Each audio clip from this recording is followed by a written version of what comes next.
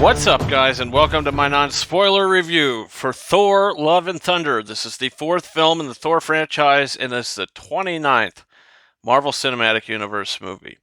And this is the story after Avengers Endgame. Thor needs to find himself, and at the end of that film, he goes off with the Guardians. He's about 200 pounds more than he should be. And this film picks up from there. What's going to happen with Thor? How is he going to recover from this? What's he going to do to be able to find himself? Well, it's a story of self-discovery in a sense. We also get to meet Gorr the God Butcher, played by Christian Bale. He is out for blood in this film. Why is he out for blood? Well, this is a non-spoiler review, so I can't tell you what his, motivation is, because that would be a spoiler. But if you've seen in the trailer, all I'll say is he says all gods must die. Why is that? Well, you got to watch the movie to find out. But he's great in the film. I mean, he's really the big newcomer to this movie. And he basically steals every scene he's in. And it's just simply because of his performance, not necessarily due to the writing, but the acting, the way he's moving around, the way he looks, the way his eyes glow. So many things about the character of Gorr the God Butcher work for me, especially the performance and the visual presence that he has. Love that aspect of it. You got Natalie Portman returning, and this is the mighty Thor. How does she have the power to pick up Mjolnir? What is the story behind that? Well, it's based in the comic books, and this is something I learned just the past few days. If you don't know the backstory, it's explained in the film, and that's really where the film's heart and soul comes from, is the relationship between Thor and Jane.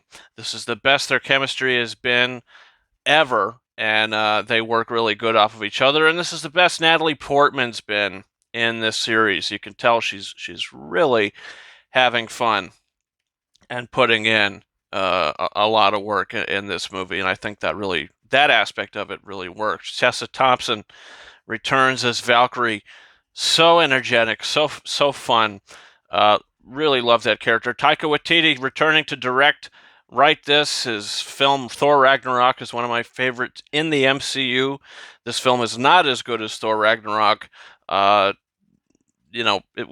is kind of a not really a bummer, because I didn't dislike the movie. I wouldn't say I didn't like it, but I'll say that it's not one of my favorite MCU films. I'll say Thor: Love and Thunder is a lower mid-tier in my MCU rankings. Yeah, rankings. And that has to do with a lot of the things that are driving this story. Mainly to do with Christian Bale's Gorr the God Butcher. Now, look, I will do a spoiler review where I'm able to get in depth in some of this, but a lot of the things that his character is doing, the way that the story is written and crafted, and the way scenes flow, where we go, what we do, some of it I just feel like could have been rewritten. This almost feels like a second to third draft of this film. I think it wasn't as polished as maybe it should have been. So, that's really all I could say without getting into spoilers. But everything going on with Jane Foster in this and Thor works 100%. I love the rom-com aspect of this. I thought the action of it was great.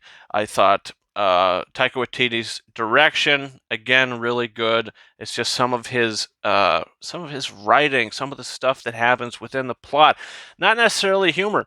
The humor was not a problem for me in this movie. I thought the movie was funny. I thought it worked. This is a movie that is really goofy at times. There's a lot of attempts for humor in this, and I would say a lot of them work, or a lot of them might maybe fall flat. Not necessarily flat where it sinks it, but I mean, it's just, you just sit there and you go, you don't laugh, it just kind of continues.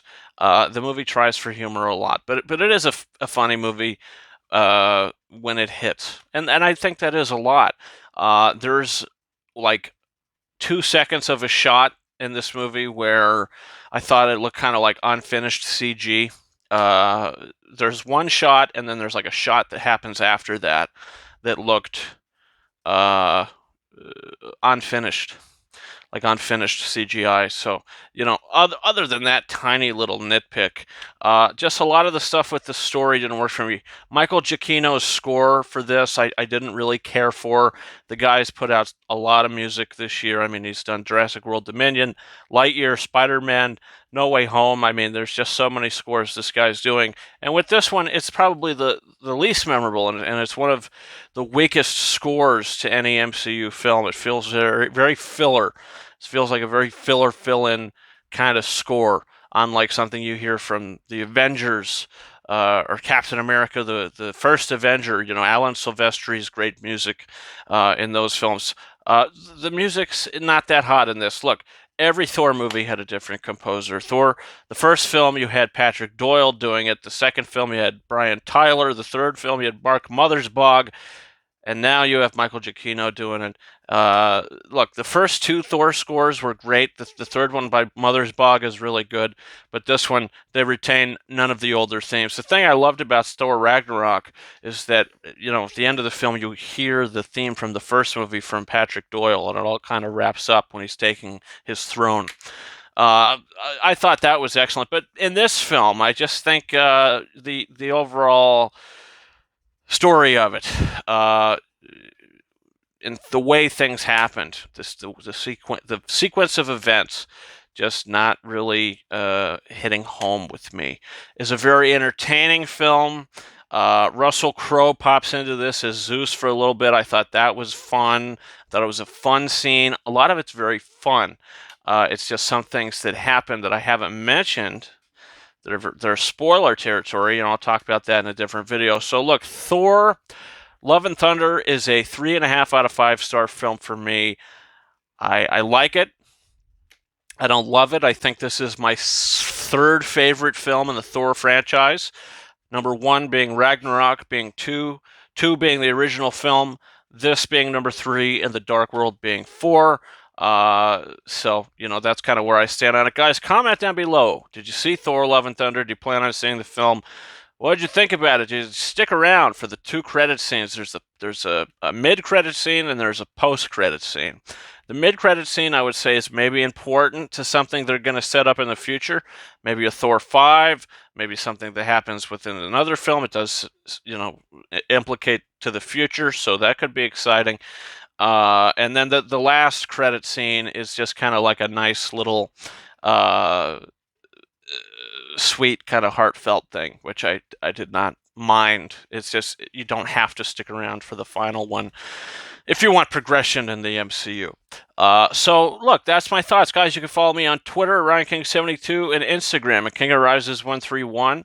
You can also subscribe to the channel for a spoiler review coming up. We got Miss Marvel spoiler reviews. We got live reactions and update videos and you name it. So that's about it for me, guys. Thank you so much for watching this one, and I will see you next time.